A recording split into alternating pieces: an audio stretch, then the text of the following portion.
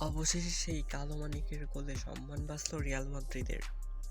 কথায় আছে, যত মেঘ গর্জে ততই বর্ষা না।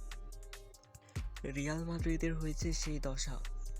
আবারও একটা ড্র রিয়াল মাদ্রিদ শিবিরে।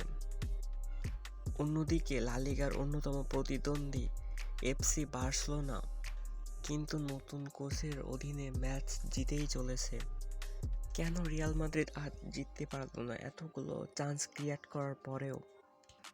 মাঠে ১১টা প্লেয়ার মিলে এক টনি ক্রুজের অভাব পূরণ করতে পারছে না রিয়াল মাদ্রিদ। সবাই খেলছে ছন্নছাড়া হয়ে।